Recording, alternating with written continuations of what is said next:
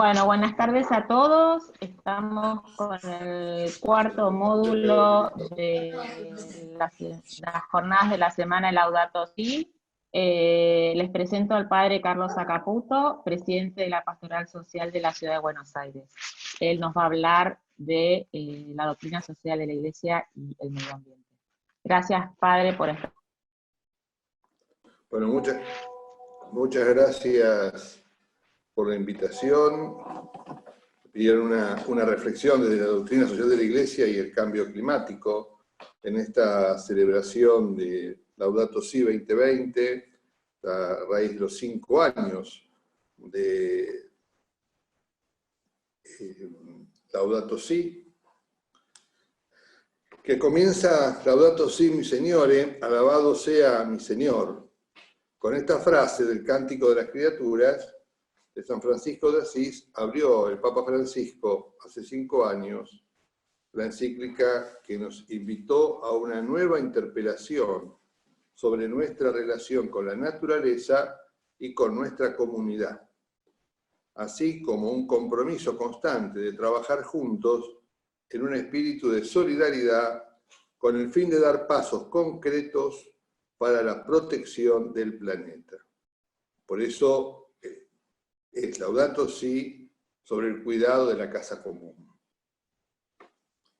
El Papa Francisco nos recuerda que no se puede amar a Dios sin amar a la naturaleza. Han pasado 5 años ya desde la presentación de la encíclica y en consideración de los particulares tiempos que estamos viviendo, se hace más necesario que nunca reflexionar sobre sus mensajes principales. Haciendo referencia al libro del Génesis, en la encíclica, nos recuerda Francisco: olvidamos que nosotros mismos somos tierra. Nuestro propio cuerpo está constituido por los elementos del planeta. Su aire es el que nos da el aliento y su agua nos vivifica y restaura. De este modo, la destrucción de la madre tierra no es otra cosa que la destrucción misma de la creación de la que somos parte, marcando permanentemente esa relación que tenemos entre la naturaleza y nosotros, o que la naturaleza y nosotros somos una misma realidad en un punto, ¿no? En primer lugar, entonces, quisiera detenerme en uno de los puntos iniciales que hace referencia a la escala y urgencia del desafío que tenemos por delante, mencionando que es un llamado no solo al mundo católico, sino que es un mensaje universal. Hace ya más de 50 años, cuando el mundo estaba vacilando al filo de la crisis nuclear, el santo Papa Juan XXIII escribió una encíclica en la cual no se conformaba con rechazar una guerra, sino que quiso transmitir una propuesta de paz. Y dirigió su mensaje en la Pacem in Terris a todo el mundo católico. Pero agregaba, y a todos los hombres de buena voluntad. Y el Papa no se dirigía solo a los católicos, sino también a todos los hombres de buena voluntad, más allá de sus creencias o no creencias, en la búsqueda de un bien que es común a todos y necesario para nuestro desarrollo, que era la paz.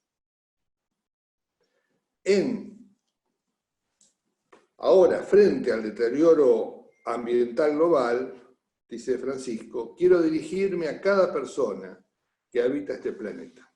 ¿Ven? A cada persona. Es un mensaje universal, pero al mismo tiempo se personaliza. En mi exhortación, dice Evangelii Gaudium, escribí a los miembros de la Iglesia en orden a movilizar un proceso de reforma misionera todavía pendiente.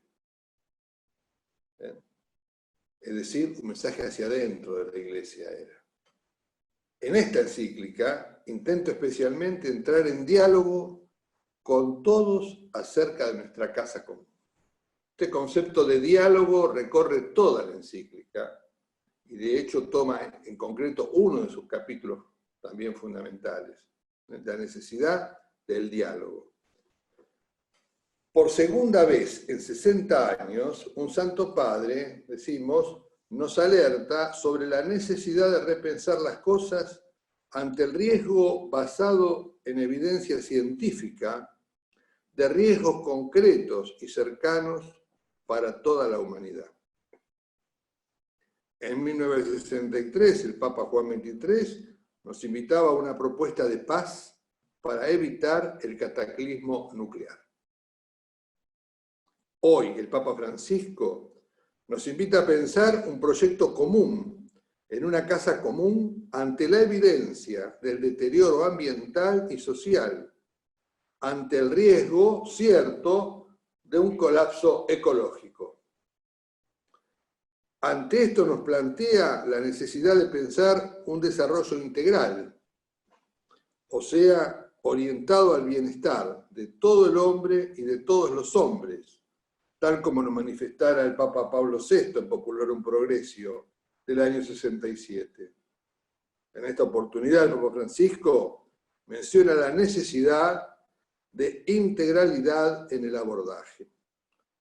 Y nos dice, el desafío urgente de proteger nuestra casa común incluye la preocupación de unir a toda la familia humana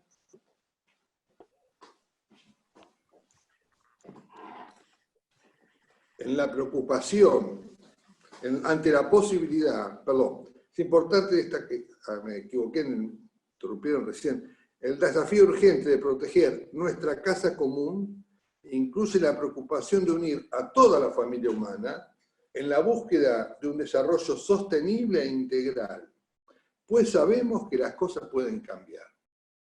Este es un concepto clave de Francisco. Es un llamado a trabajar juntos, pero también la certeza que las cosas pueden cambiar. ¿Por qué? Porque los sujetos de la construcción histórica somos nosotros.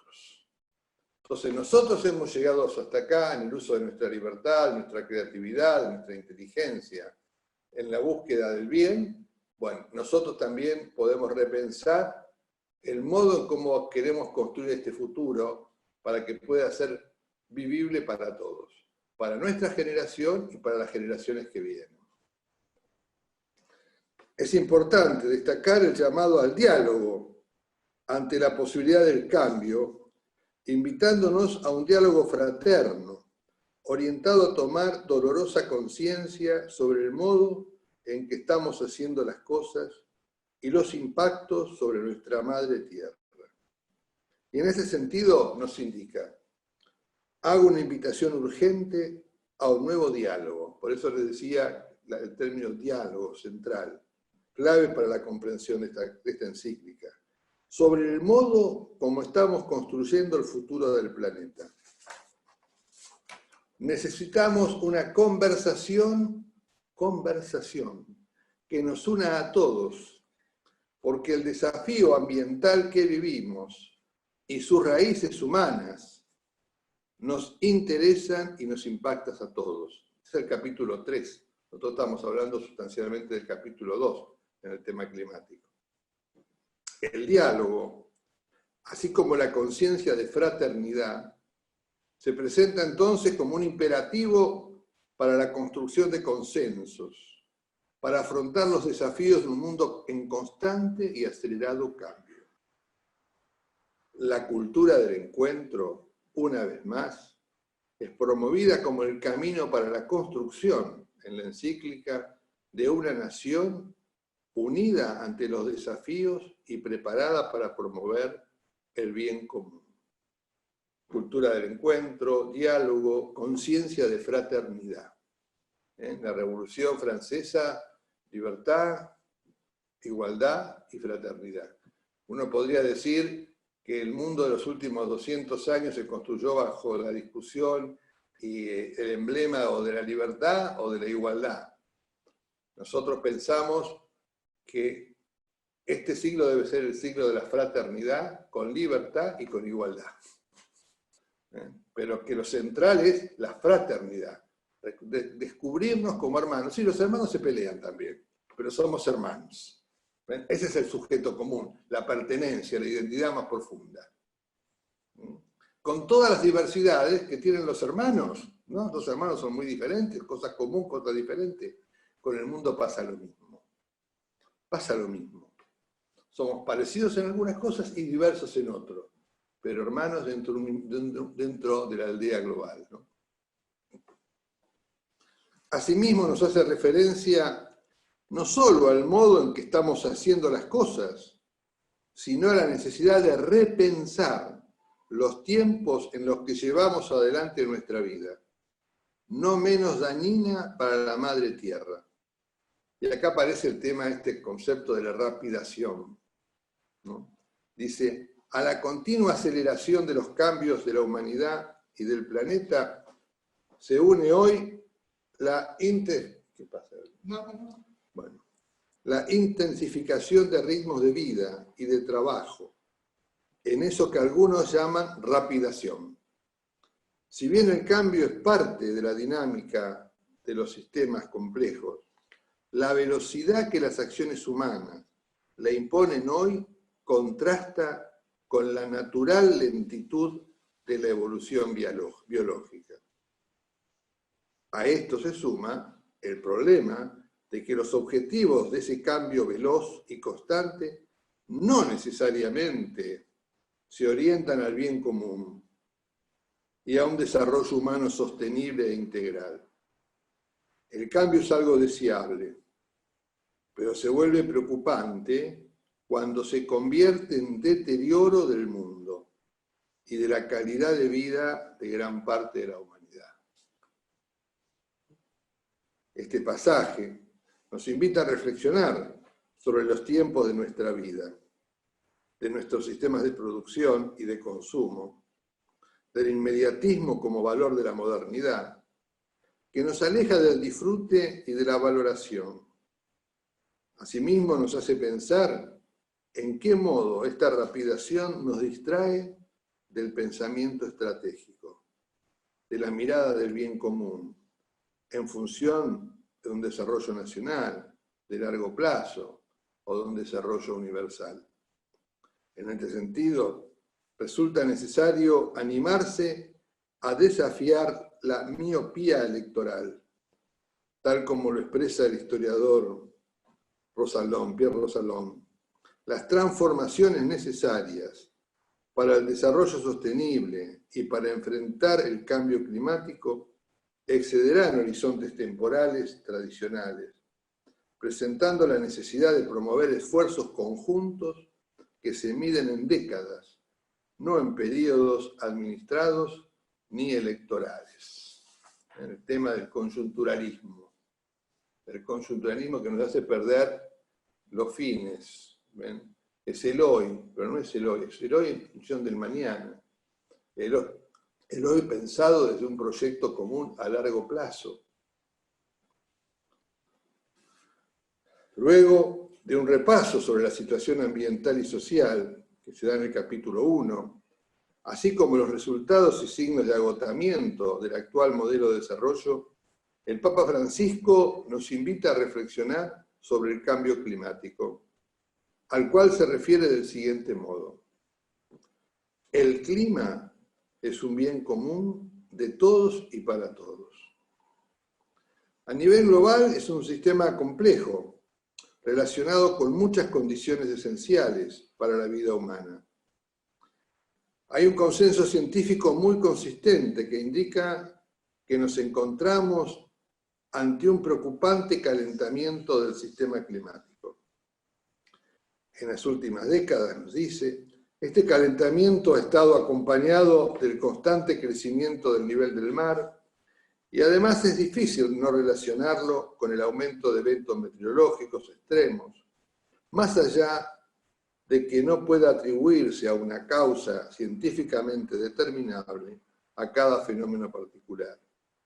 La humanidad está llamada a tomar conciencia, nos dice, de la necesidad de realizar cambios de estilos de vida, de producción, de consumo, para combatir este calentamiento o al menos las causas humanas que lo producen o acentúan. Esto se ve potenciado especialmente por el patrón de desarrollo basado en el uso intensivo de combustibles fósiles, etcétera, etcétera. Y prosigue. A su vez, el calentamiento tiene efectos sobre el ciclo del carbono. Crea un círculo vicioso que agrava aún más la situación y que afectará la disponibilidad de recursos imprescindibles como el agua potable, la energía, la producción agrícola de las zonas más cálidas y provocará la extinción de parte de la biodiversidad del planeta. Si la actual tendencia continúa, nos dice, este siglo podría ser testigo de cambios climáticos inauditos y de una destrucción sin precedentes de los ecosistemas con graves consecuencias para todos nosotros.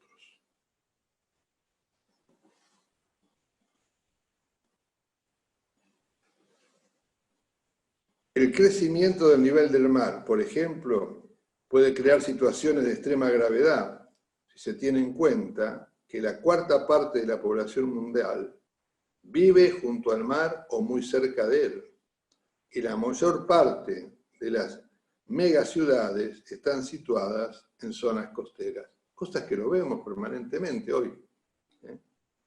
Esta descripción certera y cruda nos alerta, decimos, sobre cambios sistémicos en nuestra madre tierra con consecuencias de gravedad inédita. No solo nos invita a tomar dolorosa conciencia sobre la situación, sino que también nos invita a reflexionar sobre sus implicancias y accionar decididamente sobre la misma, ya que la regresividad del desafío es tal que aumenta la vulnerabilidad y las inequidades sociales. Y sobre esto nos dice Francisco, el cambio climático es un problema global, con graves dimensiones ambientales, sociales, económicas, distributivas y políticas. Y plantea uno de los principales desafíos actuales para la humanidad. Los peores impactos probablemente recaerán en las próximas décadas sobre los países en desarrollo.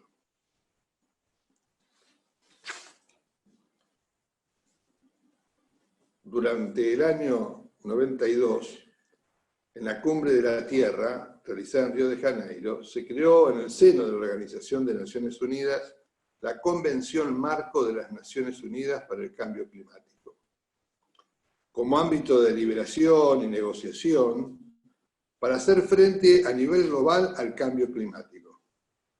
La Convención hace referencia en sus consideraciones iniciales en las que todos los países acuerdan lo siguiente: reconociendo que los cambios del clima de la Tierra y sus efectos adversos son una preocupación común de toda la humanidad.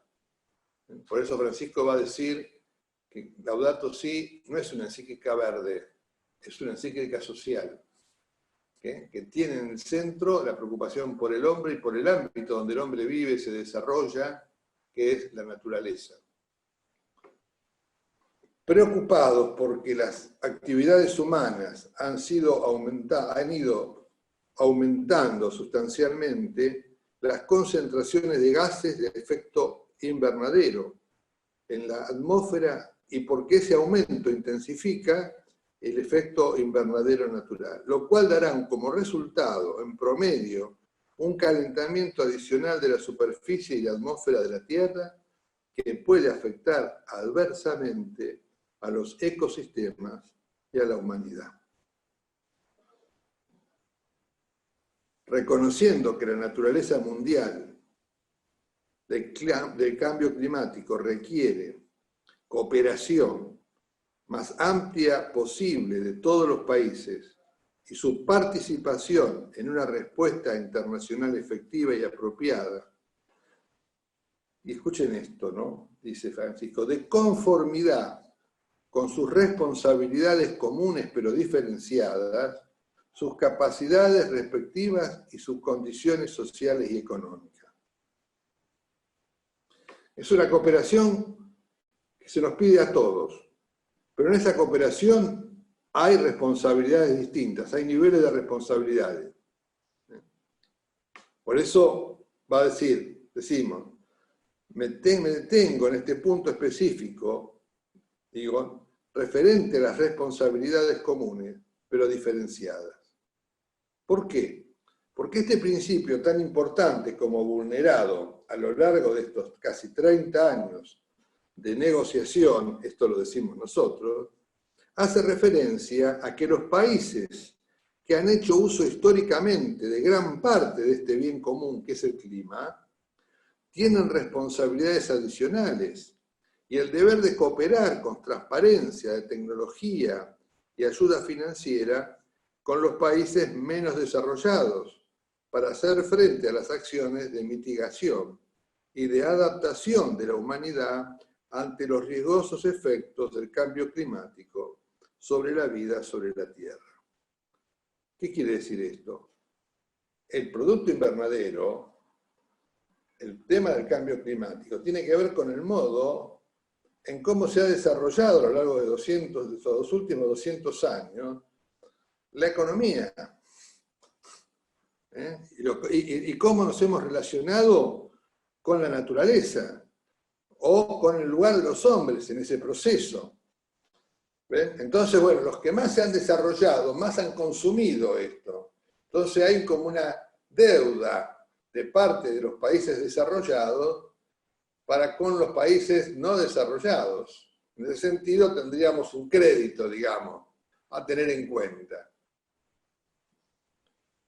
Sobre esta equidad, Francisco menciona también que muchos de aquellos que tienen más recursos y poder económico o político parecen concentrarse sobre todo en enmascarar los problemas o en ocultar los síntomas, tratando solo de reducir algunos impactos negativos del cambio climático. Pero muchos síntomas indican que esos efectos podrán ser cada vez peores si continuamos con los actuales modelos de producción y de consumo. Por eso se ha vuelto urgente e imperioso, dice, el desarrollo de políticas que en los próximos años la emisión de dióxido de carbono y de otros gases altamente contaminantes sea reducida drásticamente. En una reunión reciente, septiembre del 19, en el encuentro sobre el tema la transmisión energética y la protección de la casa común, organizada en el Vaticano, el Papa Francisco expresó: las generaciones futuras están a punto de heredar un mundo en ruinas. Nuestros hijos y nietos no deberían tener que pagar el costo de la irresponsabilidad de nuestra generación. Y agregó: la crisis ecológica actual, especialmente el cambio climático, amenaza el futuro de la familia humana. Y esto no es una exageración, nos dice. Durante demasiado tiempo, de hecho, los análisis científicos han sido ignorados, mirando con desprecio e ironía las relativas predicciones catastróficas. La gravedad de la situación es grande, decimos. Por lo tanto, demandará grandes transformaciones. Francisco nos invita a no ser livianos, sino a pensar en cómo desafiar en profundidad un modelo perverso y excluyente. Y sobre esto plantea la necesidad de desafiar las estructuras de poder que dominan a la humanidad.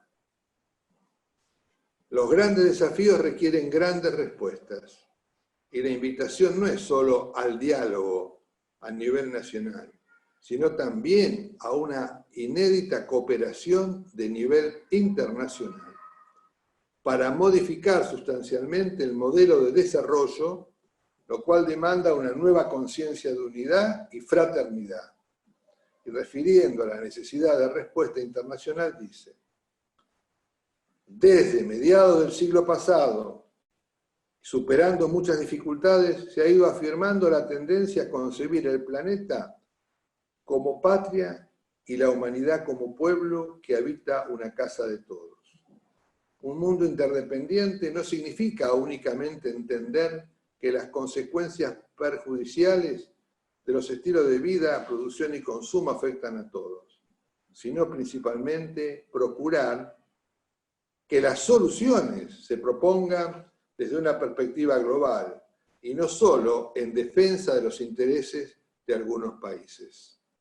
La interdependencia nos obliga a pensar en un solo mundo y en un solo mundo un proyecto común. Un solo mundo en un proyecto común.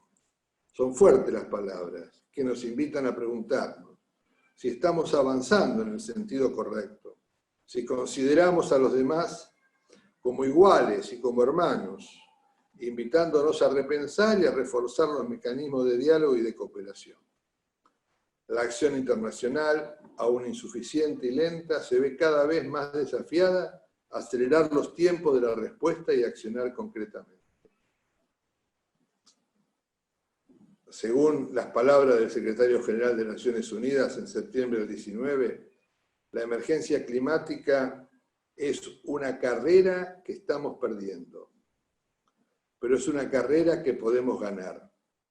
La crisis climática está causada por nosotros y las soluciones deben salir de nosotros.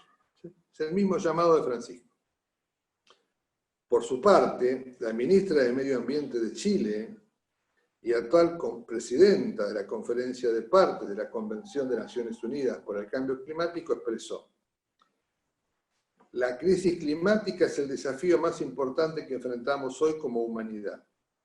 El cambio climático es injusto, afecta más severamente a las personas, comunidades y países más vulnerables y tiene un efecto multiplicador que profundiza severamente las desigualdades sociales y medioambientes preexistentes. La crisis social y la crisis ambiental son la crisis del siglo XXI y son dos caras de la misma moneda. No se puede enfrentar una sin hacernos cargo de la otra, decimos. Por eso las personas deben estar en el centro de nuestras decisiones, porque son las personas las que padecen los efectos de la contaminación, las sequías, las aluviones, inundaciones, incendios y múltiples impactos que el calentamiento global profundiza.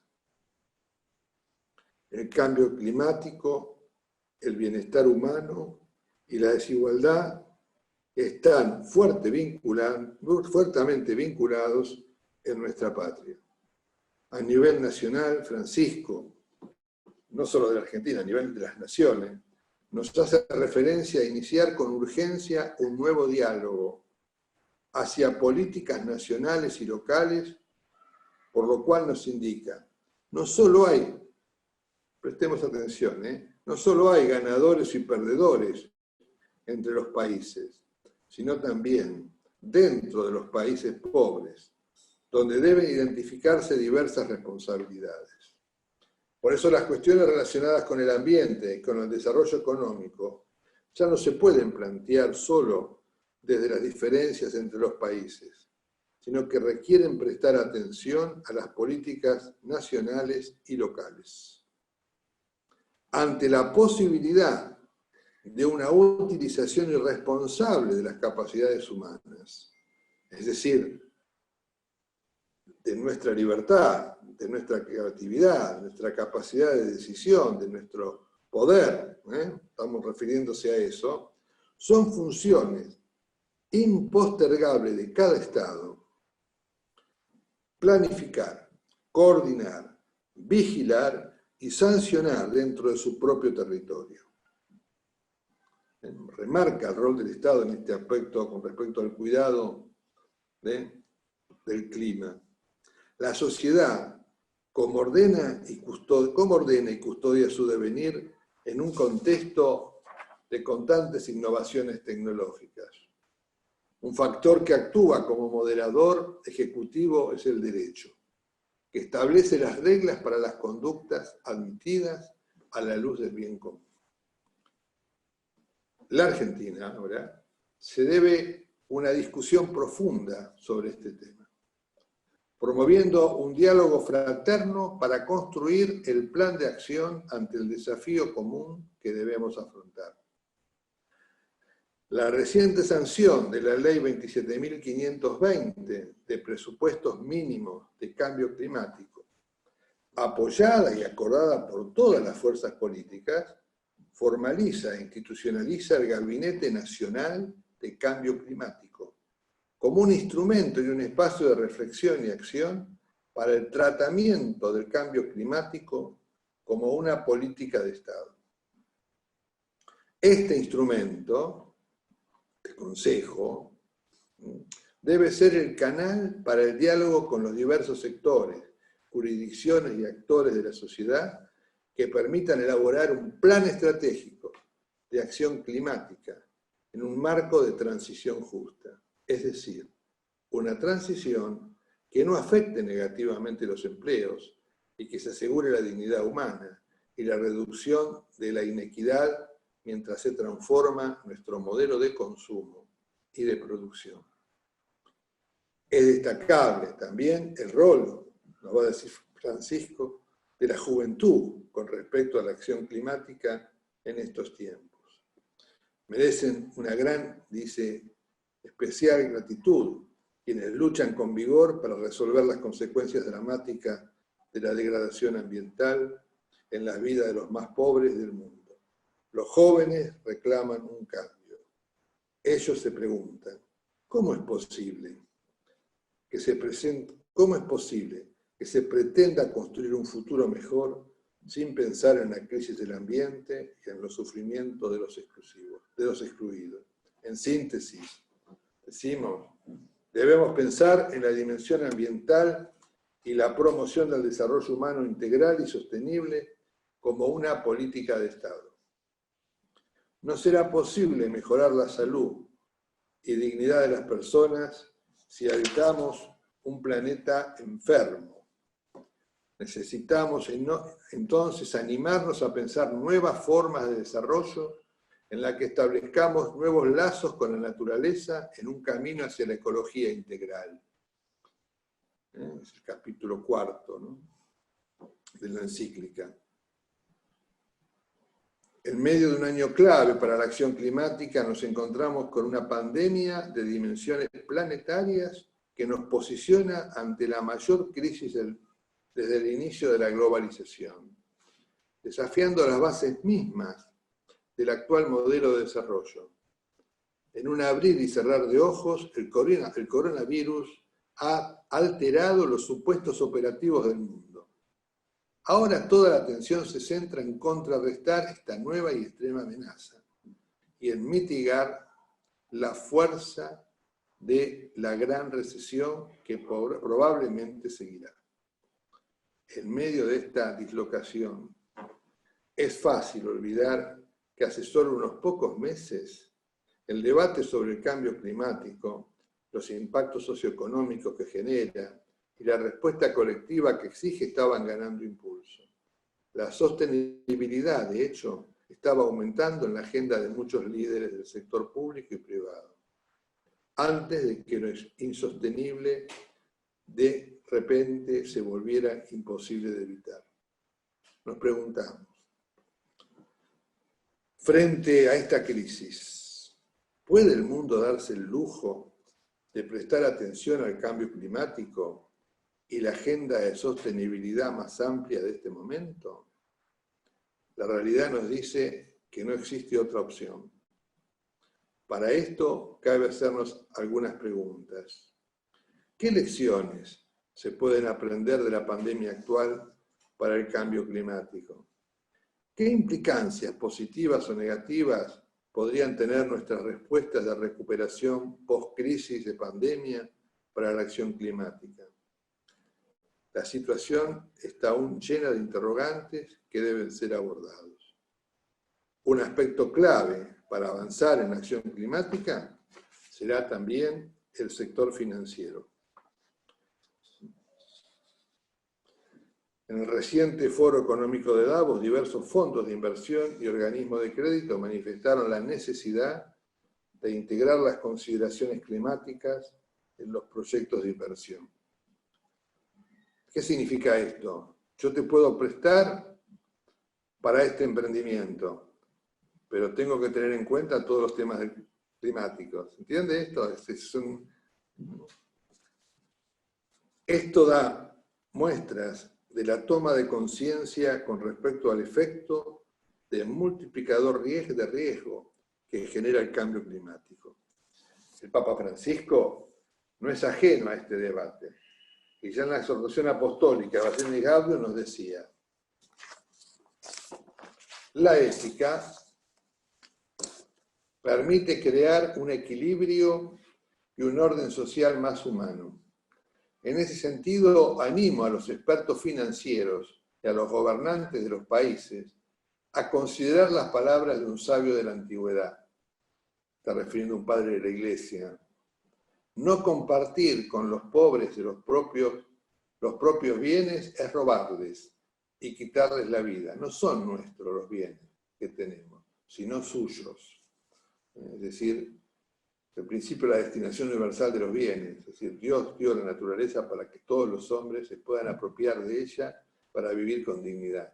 Entonces no hay derecho a apropiarse de tal modo que dejemos a los otros sin la posibilidad de vivir y de vivir con dignidad. Ese es el planteo de fondo, ¿no? Una reforma financiera que no ignore la ética requeriría un cambio de actitud enérgico por parte de los dirigentes políticos, a quienes exhorto, nos dice Francisco, a afrontar este reto con determinación y visión de futuro, sin ignorar, por supuesto, la especificidad de cada contexto. El dinero debe servir y no gobernar. El Papa ama a todos, ricos y pobres, pero tiene la obligación en nombre de Cristo de recordar que los ricos deben ayudar a los pobres, respetarlos y promocionarlos. Os exhorto a la solidaridad desinteresada y a una vuelta de la economía y las finanzas a una ética en favor del ser humano. De cara a los desafíos globales, Francisco nos recuerda una vez más que es tiempo de una necesaria acción integral, coordinada y global, que no destruya identidad, sino que invite y permita a una nueva construcción de raíces en un marco de conciencia fraterna.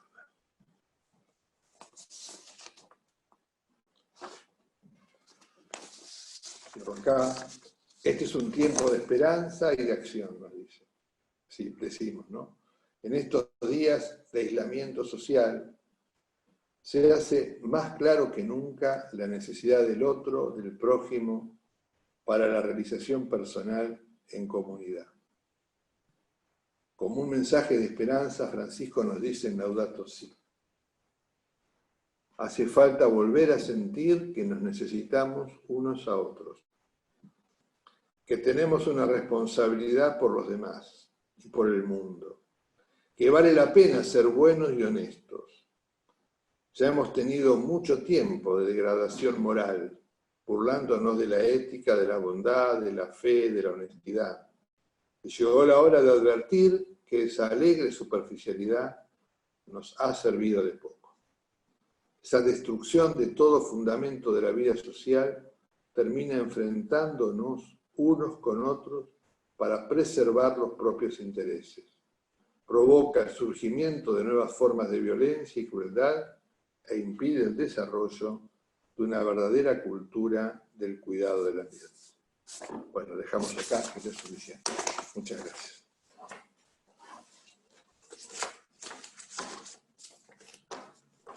Gracias, padre. Muy claro, muy rica su exposición.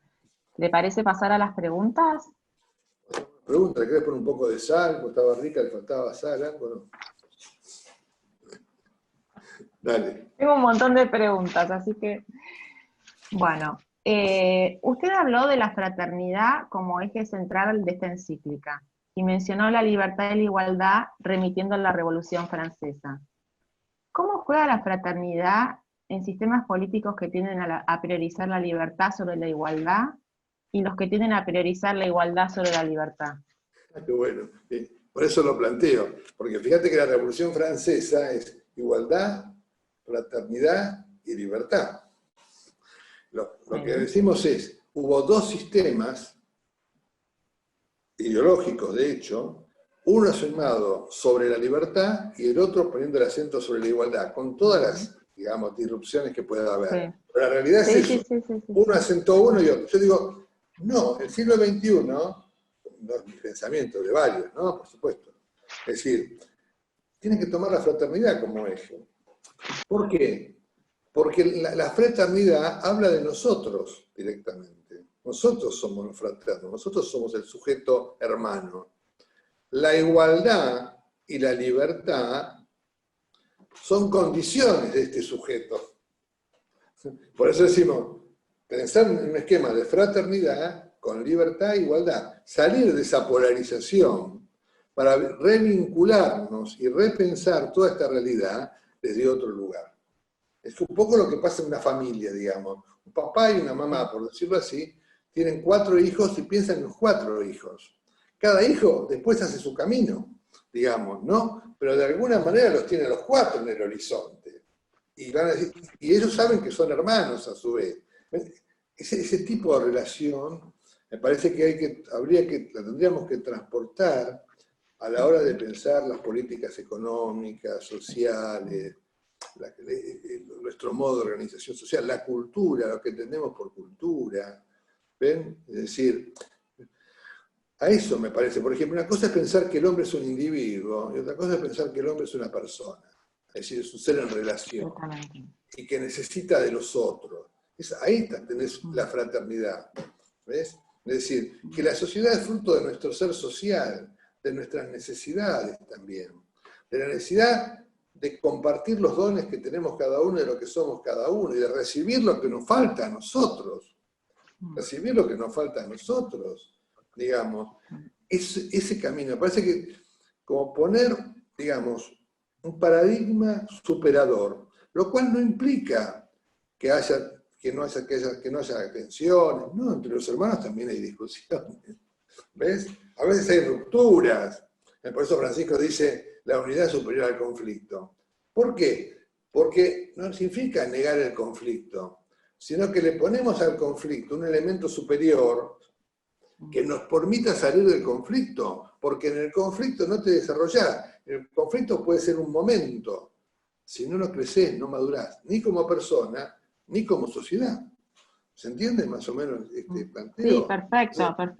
Entonces me parece que ahí mismo, cuando Francisco habla, viste, del tema de la diferencia entre el poliedro y la esfera, ¿no? Dice, nos integramos al mundo no como la esfera, que son todos los lados iguales, no, como el poliedro, que es una unidad, pero hay diversidad, el chino es el chino, el japonés es el japonés, el latinoamericano es el latinoamericano, ¿sí? Y aportamos a eso común lo que cada uno tiene. O sea, hay cosas comunes y hay cosas que son diversas.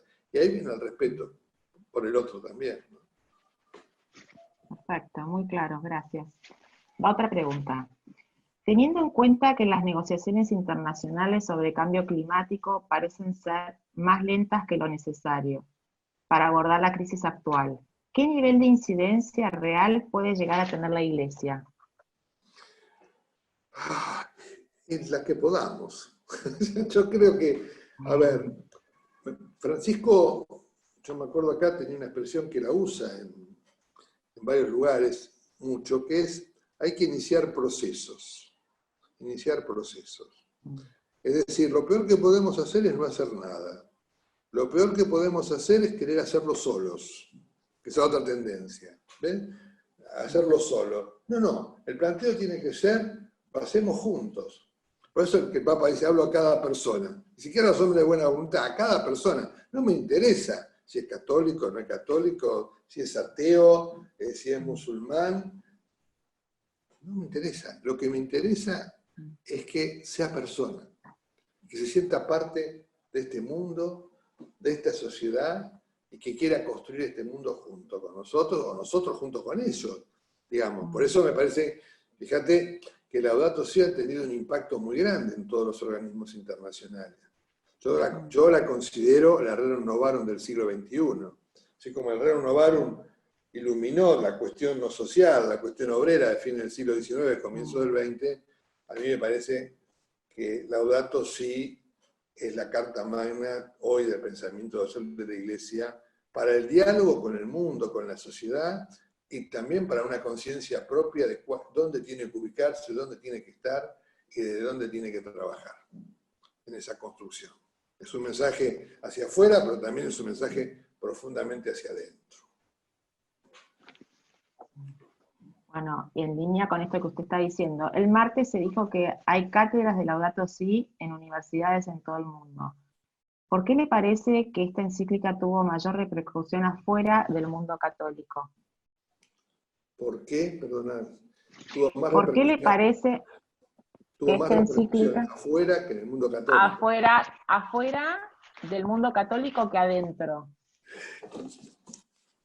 ¿Será que, como dicen, ningún profeta es bienvenido a su Sí, nadie es profeta en su tierra. Sí, total, estaba pensando lo mismo. Esto es para confirmar la teoría de que soy gracioso por ahí.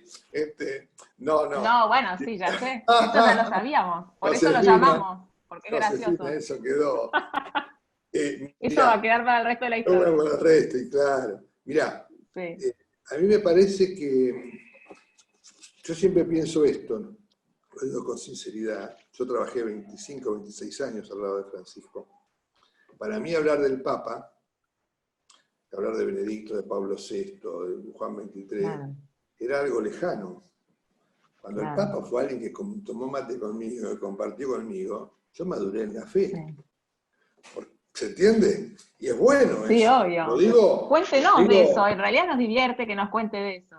Claro, viste, me parece fantástico, fantástico. ¿Por qué? Porque uno dice, a la pucha, porque los otros no eran distintos. Yo otra vez tuve una discusión con una gente en una reunión que decía, a mí me gusta el Papa porque dice esto, pero ¿te gustaba cuando Juan Pablo II le decía al mundo marxista todo esto? ¿Cuál es la diferencia?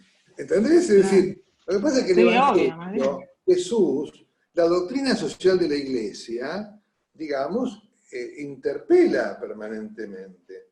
Y Francisco hace lo mismo que hizo Pablo VI, lo mismo que hizo Juan Pablo II, a partir de esa misma matriz que es el Evangelio, que es el pensamiento social de la Iglesia. Y me parece que pasa algo en esto que tiene que ver, sí, con la personalidad de Francisco. Es como yo te dijera, Francisco es un hombre, lo digo así, ¿no? De fe, profunda fe, evidentemente, ¿no? Es un hombre de la Iglesia, es un hombre formado en la ortodoxia de la Iglesia, no me cabe la menor duda, y lo vive, pero es un hombre que está centrado en el mundo. Es decir, la Iglesia es lo del Evangelio, que ustedes sean levadura en la masa, sal en la comida, es decir, no son cosas paralelas, la Iglesia está en el mundo, la Iglesia es para el mundo, no es el mundo, pero es para el mundo, pero está en el mundo, porque todos nosotros somos Iglesia y al mismo tiempo estamos en el mundo, estamos en la sociedad. Entonces me parece que Francisco tiene justamente un modo, parte de una realidad que no está tanto adentro, sino que es la realidad en sí misma. Cuando él dice, viste, por ejemplo, el principio de la realidad es superior a la idea. Bueno, la realidad es esta. Esta es la realidad en la cual nosotros tenemos que vivir nuestra fe, tenemos que vivir nuestro cristianismo, tenemos que sacar la consecuencia de aquellos que creemos, ¿no? Y esto me parece fundamental, digamos. Y por eso a veces a algunos les cuesta entenderlo eso. A ver, yo creo, además porque es nuestro, a ver, eso es otro tema. Es decir, todo lo que haga Francisco hacia la sociedad y al mundo tiene una cosa nueva. ¿Viste? A mí, me acuerdo, después del primer año y medio de pontificado, me vine a ver un organismo europeo para charlar sobre Francisco, quería conocerlo más, ¿no? Yo trataba de explicarle, ¿no? Y claro, les costaba entender ciertas cosas. Entonces en un momento determinado le digo, ¿sabes cuál es el problema acá? Que nosotros hace 500 años que tenemos papas europeos. Bueno, esta vez le tocó un latinoamericano. Tienen que ustedes tratar de comprender también. Eso es así. Claro. Yo te digo, yo me he especializado en la doctrinación de la Iglesia. Yo te puedo asegurar que que Benedicto XVI ha dicho cosas fuertísimas al mundo político y económico, fuertísimas. Pero no tuvo el impacto que de golpe tienen las cosas que dice Francisco, ¿no? Ahora digo, yo creo que hacia adentro de la Iglesia, según que entiendas por Iglesia, también se lo escucha y mucho. ¿Ves? Es decir, a veces, digamos, la visión que tengamos de la Iglesia también influye en la capacidad que tengamos de ver si las cosas influyen, no influyen. Yo veo que Francisco ha tenido un impacto en muchos, por ejemplo en la Argentina, muchos sectores se han reconciliado con la Iglesia a partir del pontificado de Francisco, y sobre todo del pensamiento de Francisco. Sí. Sí. ¿Te dije bien? Sí, perfecto, impecable. Y gracioso. Vos también te metés en el No, gol. no, estaba hinchando. Estaba hinchando. Bueno, la otra. Estudié ciencias ambientales y no encuentro espacios dentro de la iglesia para tratar el tema del cambio climático. ¿Qué espacios existen actualmente de los cuales formar parte? Mira, yo te digo, primero, yo creo que hay varios sectores, yo no te podría decir específicamente lo otro, pero de hecho en la Santa Sede están trabajando el Consejo para el Desarrollo Humano Integral, tiene todo un desarrollo en el tema a nivel latinoamericano, la Iglesia latinoamericana también, en la Argentina también. Yo mismo en la Pastoral Social tenemos un equipo, yo esto lo preparé con gente de mi equipo, digamos. Me parece que por otro lado, así que en eso ha tenido un eco importante y vuelvo a insistir, será mayor aún. Vos fíjate el impacto que tuvo el llamado a esta semana del Laudato Si. Impresionante. Impresionante, ¿viste? Uno En no todo se el lo puede mundo. imaginar. Sin embargo, yo creo que ahí está. Me parece que a veces cuando miramos a la iglesia siempre la miramos como si fuera el todo hacia adentro, ¿no? En vez de mirarla, por eso me gusta a mí mucho la imagen de la levadura en la masa. Es decir, como en el medio de construimos con. No es con para nosotros, nos ponemos en vínculo, en relación. Yo esta mañana tuve un tema con los movimientos sociales con la Universidad de Mar del Plata. Es decir, digamos, esto me parece que es fundamental, ¿no? Este encuentro, este diálogo, ¿no? Sí. Sí. Bueno, seguimos.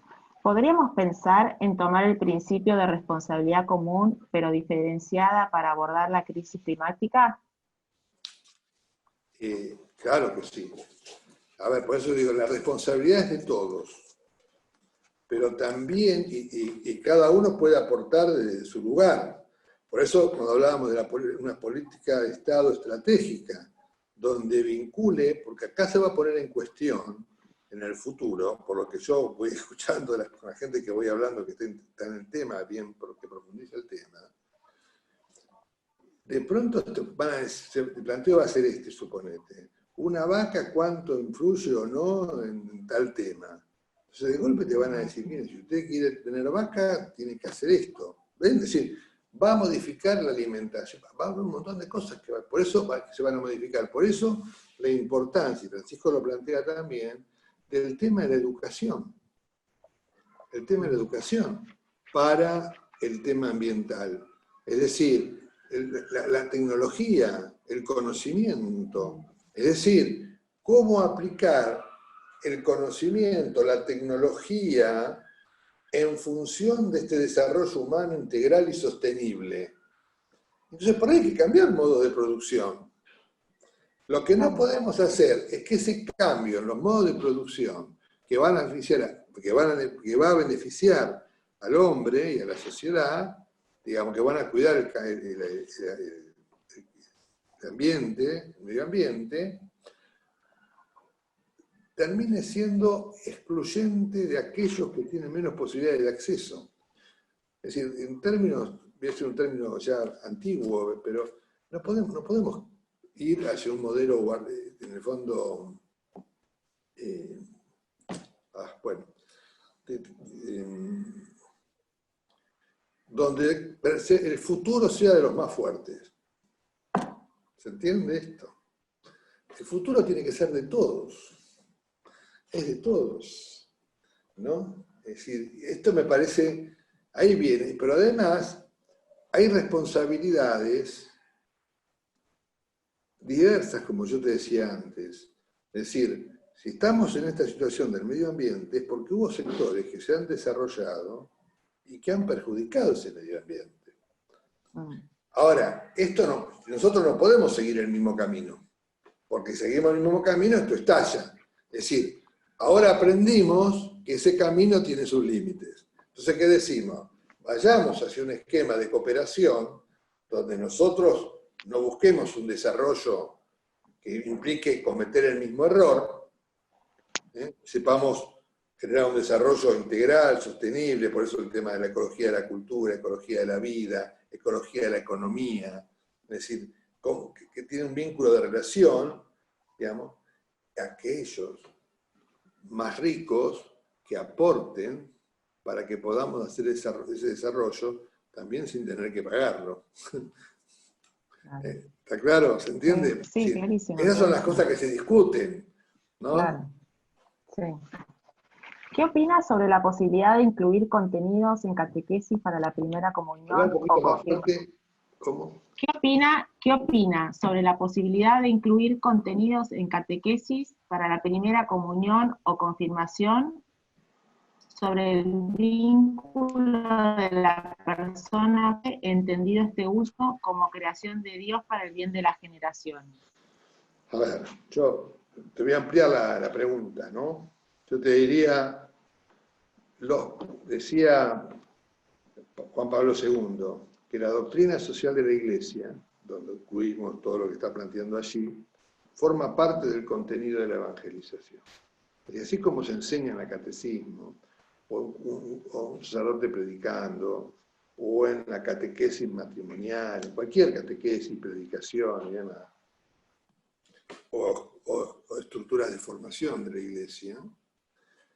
Es decir, así como nosotros enseñamos, pero vamos a la catequesis porque por ahí es más claro, enseñamos que Dios es uno y trino, que los sacramentos son 7, que la Iglesia es una santa, católica y apostólica, también hay que hablar de la dignidad de la persona, los derechos humanos, el principio de solidaridad, de subsidiariedad, el bien común, la destinación universal de los bienes, todo el tema de la propiedad y lo que implica como hipoteca social. Es decir, tiene que estar incorporado a la formación y a la vida de la Iglesia. Absolutamente. Yo creo que en eso estamos distantes, estamos lejos todavía, digamos, pero creo, no me cabe duda, que tiene que estar absolutamente incorporado. Está bien. ¿Considera que el Vaticano tiene el peso y las fuerzas técnicas requeridas por la circunstancia como para torcer efectivamente las tendencias marcadas por las grandes potencias? A ver, vuelvo a la imagen. No me gustaría plantearlo en términos de poder. Me gustaría no sería fraternidad eso. Más un tema de servicio. Yo creo que cuidado, que no niega la autoridad. ¿Ves? A veces tener poder no significa tener autoridad. Significa que puede imponer. La autoridad es la cosa, que hay un servicio que la Iglesia puede, que es el que lo está haciendo permanentemente, fíjate, ¿no? Que además al servicio que pone al servicio de la humanidad, en distintas áreas y aspectos y demás, Francisco en eso, fíjate las cosas que va planteando, y que además lo hace dialogando no solo con los miembros de la Iglesia, sino convocando a otras personas capacitadas que no forman parte de la Iglesia, pero que aportan también su conocimiento y su saber. Laudato Si es un ejemplo de eso. Laudato Si es un ejemplo de eso. Mirá, cuando yo la otra vez fui a un encuentro sobre Laudato Si con gente del PNUD, que planteaban el tema de los objetivos del milenio y demás, lo leíamos en paralelo. ¿Ves? Es decir, parece que ahí está el tema. Parece que la Iglesia ciertamente tiene que estar, tiene como parte de su vocación justamente de ser sal, de ser luz, tiene que entrar en diálogo permanente. Fíjate que, mira, el mismo... Cuando vos ves la encíclica, fíjate, capítulo 5, algunas líneas y orientaciones de acción. Diálogo sobre el medio ambiente en la política internacional. Diálogo hacia nuevas políticas nacionales y locales. Es parte de lo que yo estuve diciendo, ¿no? Diálogo y transparencia en los procesos decisionales. Es verdad, lo que estamos haciendo, ¿no? Política y economía en diálogo para la plenitud humana. Y el último tema es las religiones en diálogo con las ciencias. ¿Por qué? Porque nosotros hemos crecido y nos hemos desarrollado en un mundo donde la razón era la que puede dar razón de todo, ¿no? El conocimiento, o la ciencia, digamos. El mundo religioso, de cual sea la experiencia religiosa y la experiencia religiosa cultural también, digámoslo, seas católico, seas islámico, seas evangelista, seas budista, aporta también desde ahí un conocimiento y una manera de pensar al ser humano. Y ese me parece que también es un aporte enorme. Por eso el capítulo 3 es fundamental. Fíjate el título, la raíz humana de la crisis ecológica. Es decir, la crisis ecológica tiene su fundamento en un modo de cómo hemos pensado al hombre y su relación entre sí y con la naturaleza. Hay que revisarlo. Sí. Sí. ¿Cómo vamos a pedir a los distintos países del mundo que se pongan de acuerdo en el cuidado de la casa común si antes no cuidan a sus propios habitantes? ¿A qué nos referimos? ¿A No los sé. países en general? No, sí. Claro. No sé, es una pregunta. Me No parece técnica, que, sí, yo creo que, a ver, a mí me parece lo siguiente. Primero, en mi perspectiva, a mí no me gusta ponerme afuera del conflicto, sino meterme adentro. A ver, ¿a qué me refiero? ¿Cómo le vamos? Repetime la pregunta un minutito, Barcelona, por favor. ¿Hola? Sí. ¿Cómo vamos a pedir a los distintos países del mundo que se pongan de acuerdo en el cuidado de la casa común si antes no cuidan a sus propios habitantes? Pues vos fijate, es una pregunta hecha bien y con sentido, pero la pregunta se pone desde afuera. Le hace una crítica a los que no cuidan a los que están adentro, suponiendo que yo lo cuido, digamos. ¿Ves? Entonces, ¿qué es lo que yo digo? Es que es un tema que tenemos también, lo digo como un ejemplo mínimo, para ponernos, porque es un modo de abordar el diálogo y el abordaje con los demás. Es decir, yo creo que, por un lado, evidentemente hay que trabajar hacia adentro, en lo local, y al mismo tiempo hay que trabajar en lo universal. Es decir, en lo nacional y lo internacional. ¿Ves? Y ciertamente va a haber quienes van a trabajar en esta orientación y a quienes tal vez no quieran, hasta se opongan. Lo que no podemos, me parece, es dejar de hacer nosotros lo que tenemos que hacer, ¿no? Es decir, y en ese sentido, me parece que es el tema de, también a través de la acción, podemos persuadir, para que otros vayan tomando conciencia de que esto se puede hacer. Esto me parece que no es menor. Ciertamente, a ver, decía San Pablo, ¿no? Dejo de hacer el bien que quiero y hago el mal que no quiero. Ese tema es San Pablo. Es decir, o sea, hay algo en nosotros que a veces es complejo, pero lo que creo que tenemos que tener claro, que tenemos que poner, actuar en conciencia cada uno y como organizaciones aquello que nos parece que es un bien. Y hay que hacerlo, hay que discutir y hay que pelear y hay que ¿Sí? Por eso yo soy muy respetuoso, aunque puedo ser crítico, de todas las estructuras y los dirigentes. Aunque los puedo cuestionar, o puedo cuestionar como me pueden cuestionar a mí. ¿Me explico? Pero uno tiene que estar en esos lugares. Uno tiene que estar en esos lugares.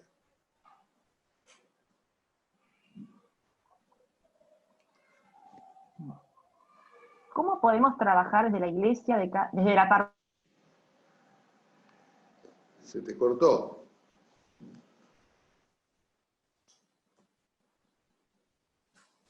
A ver, un segundo, por favor, que le aviso. De cada localidad. Sí. Para que no escuché, que empiece de vuelta. José, ¿podés repetir? ¿Cómo podemos trabajar desde la parroquia de cada localidad fraternalmente en Laudato Si? Mirá, me parece que hay muchísimas cosas. Primero, conociéndola, estudiándola y demás, y viendo principios y demás. Después me parece que hay acciones en el cuidado, hay lugares, fíjate, la ecología de la cotidiana, hay puntos en Laudato Si que son para la puesta en práctica de la cosa muy, muy cotidiana, ¿no? Y me parece que ahí aparecen muchas cosas. Por ejemplo, el cuidar todo el tema de lo que son los desechos de basura. ¿Sí?